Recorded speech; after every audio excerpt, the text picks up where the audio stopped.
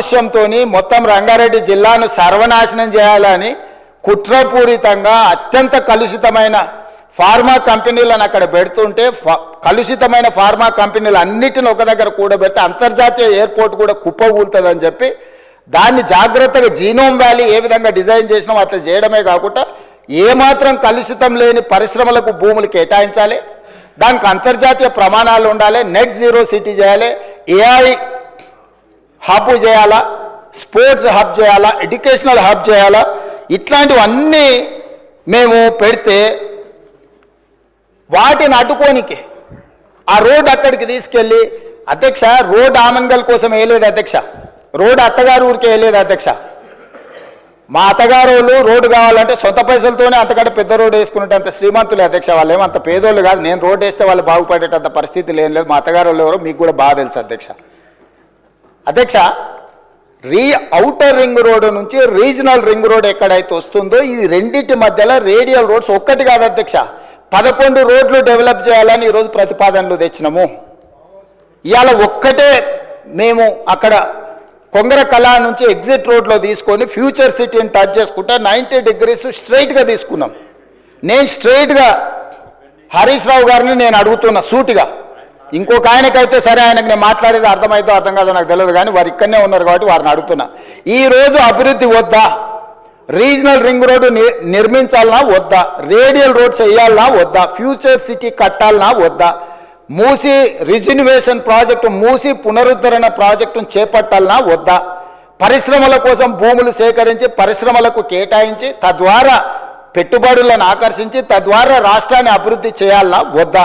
10 సంవత్సరాలు ప్రభుత్వాన్ని నడిపిన మీరు 10 సంవత్సరాలు తెలంగాణను ప్రపంచానికి ఒక మోడల్గా డెవలప్ చేసినమన్న మీరు ఎక్కడ కూడా భూమి సేకరించకుండానే మీరు చేసిండ్రా? ఈరోజు మీరు మల్లన్న సాగర్ బాధితులకు మల్లన్న సాగర్ భూ నిర్వాసితులకు మీరు చేయాలంటున్నారు. మల్లన్న సాగర్ భూమి ఎవరు సేకరించారు అధ్యక్ష? అధ్యక్ష ఎవరి ఫామ్ హౌస్ దగ్గర ఈరోజు వారు అడిగితే నేను విచారణకు ఆదేశించడానికి సిద్ధంగా ఉన్నా అధ్యక్ష.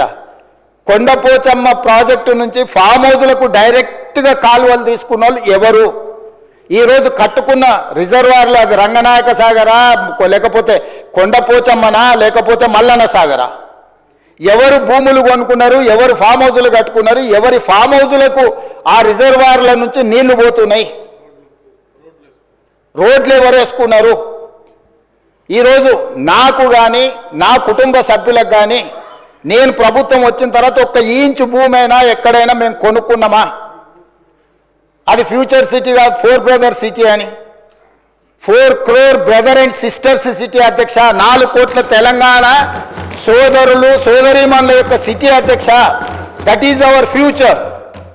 ఆనాడు చంద్రబాబు నాయుడు గారు మొదలుపెట్టిన సైబరాబాద్ డెవలప్మెంట్ అథారిటీని రాజశేఖర రెడ్డి గారు కొనసాగించి, రాజశేఖర రెడ్డి గారు రాజకీయ కక్షాపూరితమైన ఆలోచనలు చెయ్యొద్దు, అభివృద్ధిలో ఎవరు మొదలుపెట్టినా దాన్ని కొనసాగించాలని రాజశేఖర రెడ్డి గారు నిర్ణయం తీసుకొని చంద్రబాబు నాయుడు గారు 200 ఫీట్లతో మొదలుపెట్టిన ఔటర్ రింగ్ రోడ్డును 500 ఫీట్లకు పెంచడమే కాదు, ఆనాడు పెద్దలు దేవేందర్ గౌడ్ గారు శంషాబాద్లో మొదలుపెట్టిన అంతర్జాతీయ ఎయిర్పోర్టు ప్రతిపాదనను రాజశేఖర రెడ్డి గారు కొనసాగించుండు.